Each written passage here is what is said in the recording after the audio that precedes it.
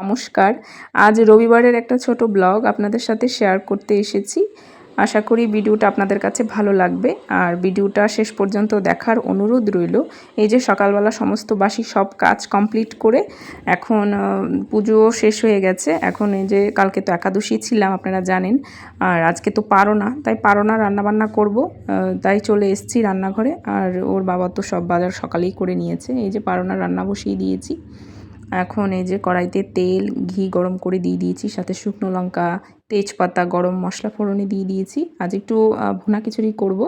আগে থেকেই ডাল আমি ভেজে রেখেছি আর এখানে আদা গ্রেট করে দিয়ে দিয়েছি। এখানে চাল ডালটাও ধুয়ে রেখেছিলাম, দিয়ে দিয়েছি। এক পাশে গরম জল বসিয়ে দিয়েছি, এখানে গরম জল লাগবে।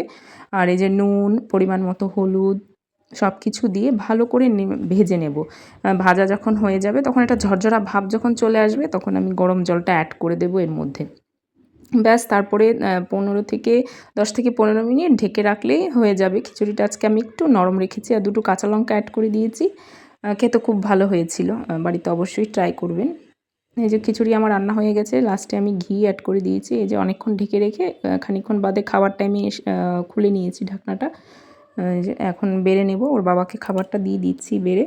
যেখানে বেড়ে নিচ্ছি আর সাথে আজকে বেশি কিছু করতে পারিনি, তাড়াহুড়ো ছিল। এই যে বেগুন ভাজা আর এটার সাথে কাঁচা লঙ্কা দিয়ে দিলাম। এবার খাওয়া দাওয়া সবার কমপ্লিট হয়ে গেছে আর আজকে যেহেতু রবিবার সবাই ঘরে আছে। এই যে খাওয়ার পরে এখন বাসনগুলো পরিষ্কার করে নিচ্ছি। বাসনগুলো পরিষ্কার হয়ে গেলে এখন আবার দুপুরে রান্নার আয়োজন করতে হবে। বাজার তো সকালেই চলে এসছে আপনাদের বলেছি। আর এই যে এখন এই খাওয়ার পরে টেবিলটা পরিষ্কার করে নিলাম। আর এখন এই জলের বোতলগুলো রোজ আমার এক ডিউটি থাকে। এই যে জল বোতল পরিষ্কার করা, জল ভরা। এই যে জলের বোতলগুলো পরিষ্কার করে এখন এক এক করে জল ভরে নিচ্ছি। আর এই ফাঁক দিয়ে এখন একটু ডাল বসিয়ে দেবো, মুসুর ডাল করব আজকে। আর নিরামিষ দিনে মটর ডালটা খাওয়া হয়, কিন্তু এই যে যখন মাছ মাংসের দিন থাকে তখন একটু বাচ্চাদের জন্য মুসুর ডালটা করারই চেষ্টা করি। নিরামিষ দিনে আমরা মটর ডালটাই বেশি খাই। আর এই যে এখানে রান্নাবান্না শুরু হয়ে গেছে।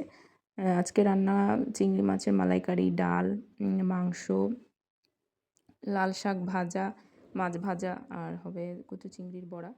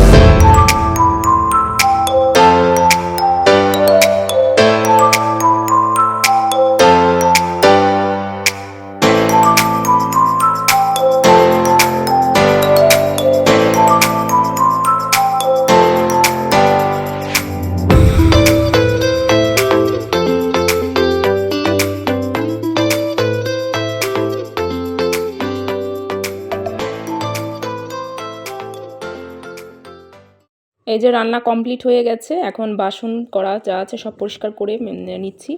তারপর ক্লিন করার পর একটু রেস্ট নেব, নিয়ে তারপর আবার 2-2:30টার দিকে বড়াগুলো ভেজে খাবার দাবার খেতে বসে যাব। এই যে একদম ক্লিন করা হয়ে গেছে। রান্নাঘর ক্লিন থাকলে যেন সব কিছুই ভালো লাগে।